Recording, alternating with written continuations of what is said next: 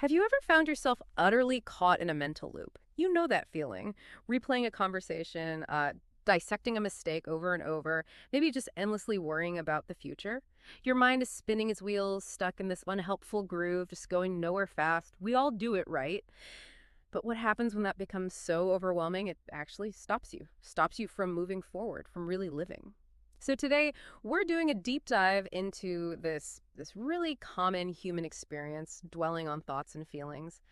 Our mission is to explore a different way to understand and maybe shift these mental patterns.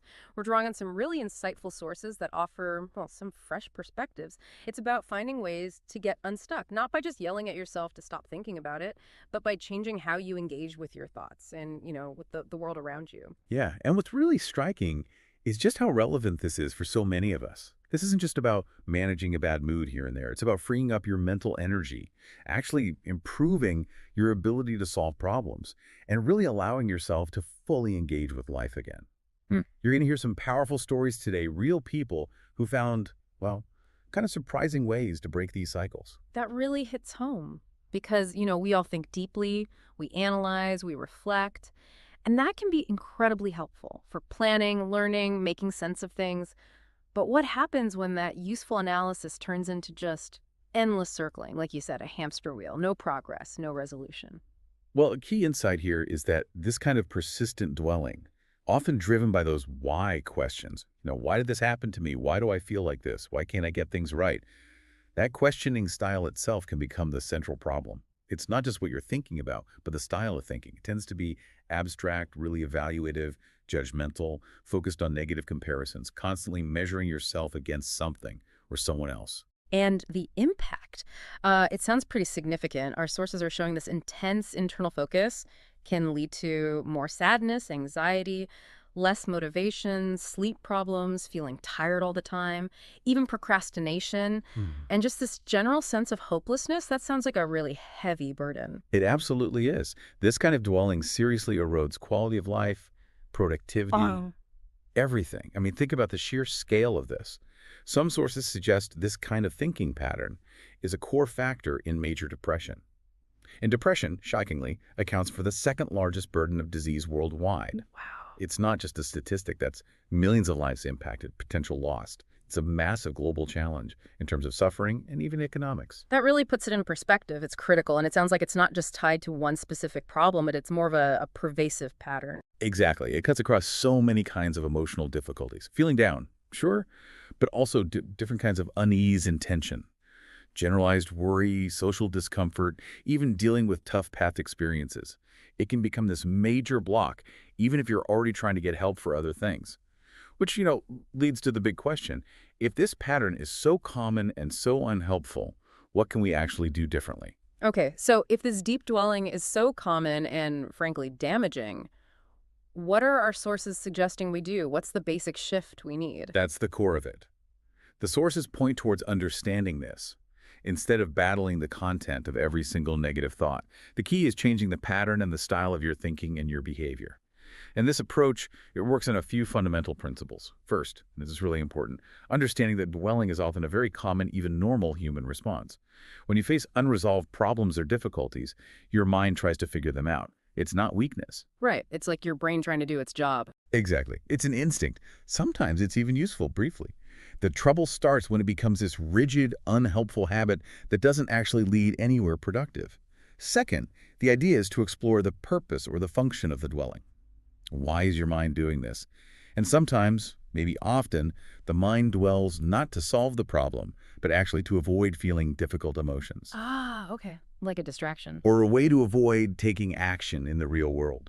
Is it trying to understand something difficult, maybe trying to motivate yourself, Hmm. planning, or maybe even making excuses? Or is it just putting off that scary first step? Often people aren't even aware of these hidden reasons. It's like problem solving becomes a really sophisticated form of procrastination. Interesting. So you figure out the why behind the loop itself, and that leads to this third idea you mentioned, this active, concrete, experiential, and specific thing. Can you unpack that a bit?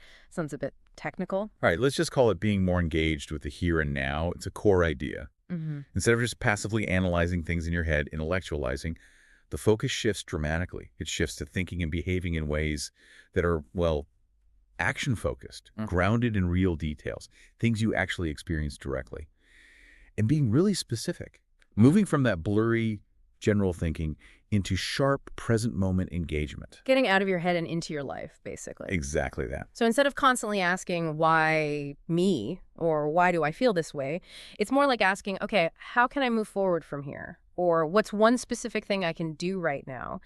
It sounds like trying things out, experiencing them, not just dissecting them mentally forever, like Hmm. shifting from being a detective constantly looking back to being more like an architect planning the next step. That's a great way to put it. And these aren't just abstract concepts. They really come alive when you see how they help real people. Let's look at how these seemingly small shifts can make a huge difference. One really powerful piece is learning to spot your own early warning signs. The signals that you're about to get stuck in that loop, and then having a plan. Take Paula's story. She was in her 60s, dealing with intense grief after her husband died. Feeling really isolated, worried she wasn't coping right, blaming herself. Yeah, that sounds incredibly difficult. It was. And she'd find herself dwelling on these doubtful thoughts, asking, why am I not coping better? Just stuck, frozen. A huge shift for Paula was learning to notice that why question popping up.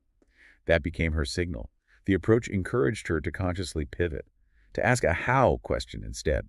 How can I move towards feeling a little better about myself today? Just changing the question. Just changing the question.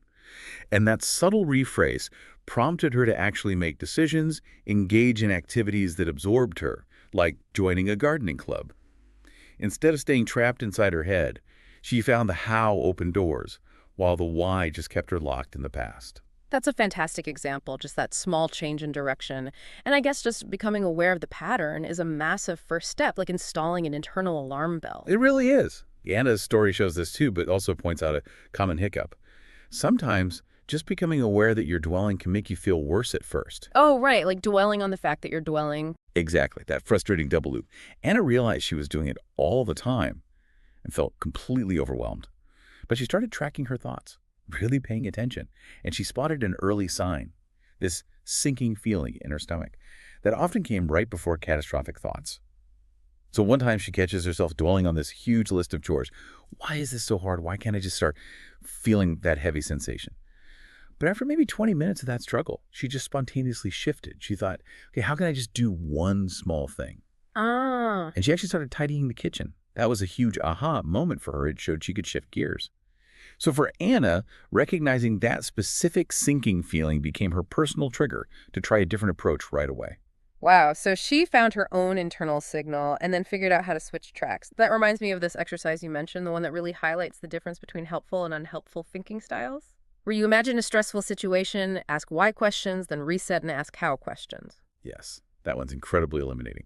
When people do it, the results are almost always the same. Asking why questions tends to ramp up the negative feelings. It leads to these big, abstract generalizations.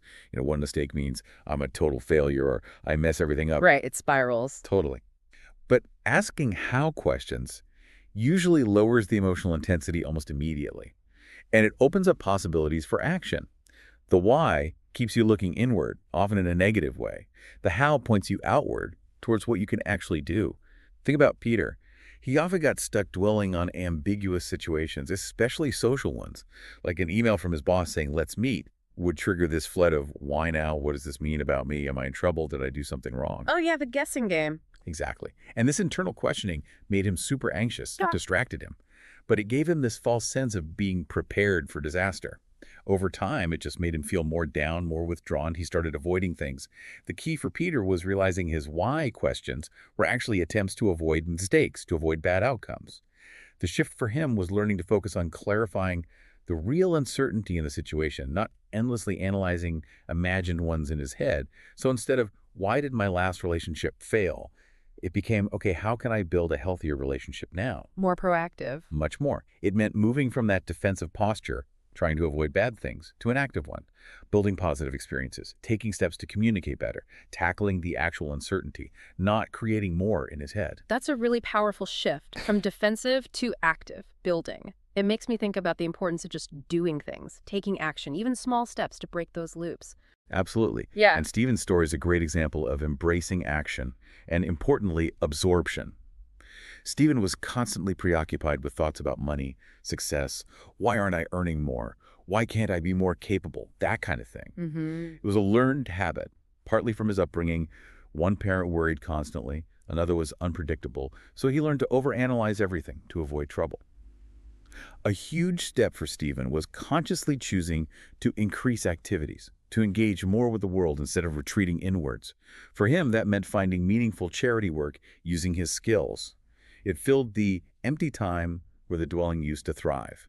He started volunteering at a local food bank, organizing things, connecting with So people. he replaced the dwelling time with doing something concrete. Precisely. And that active engagement immediately boosted his sense of mastery, his confidence, because he was doing something valuable, something real. That makes perfect sense, filling that mental space with something productive and engaging rather than letting the loop take over. That's exactly right. And Stephen's story also highlights the power of absorption.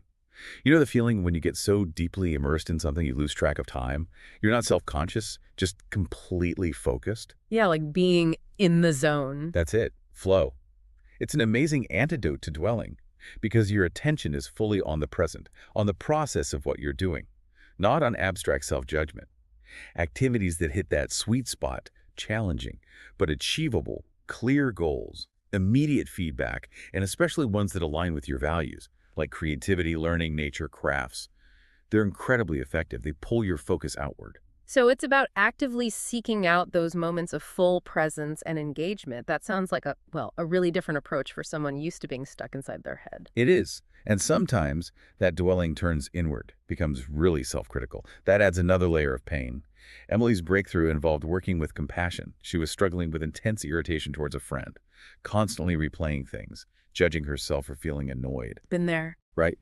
Instead of getting lost in the annoyance, she was guided to actively practice compassion right in that moment. She deliberately recalled feelings of kindness she had for other people she cared about. Then intentionally, she directed those same feelings towards her friend in her mind. And she noticed a physical change. Her body relaxed, felt more open. The anger, the guilt started to fade, replaced by calm, by tolerance. Then she started applying that to herself, cultivating self-compassion, turning that harsh inner critic into a more supportive voice, like how you talk to a friend going through a hard time. Wow. Listening to these stories, what really stands out, it's pretty remarkable how these sometimes subtle shifts in how we relate to our thoughts and actions can lead to such big changes, such freedom. It's not about pretending the difficult feelings aren't there, is it? It's about changing the dance we do with them. It really is transformative. Yeah. And look, this approach isn't about eliminating all challenges or difficult feelings. That's just not life. Instead, it offers a powerful way to respond differently, to build new habits of thinking, new ways of behaving that are just more effective, habits that lead to a richer, more engaged life. It's really about empowering you the listener, to become the coach of your own mind, learning from your experiences, choosing a more constructive path forward, one small how step at a time. So, as you listening reflect on your own experiences with those mental loops, maybe those familiar why spirals, what's one small specific how question you could ask yourself next time you feel your mind starting to spin? And maybe, just maybe, what single small action might that how question inspire you to take? Maybe even right now.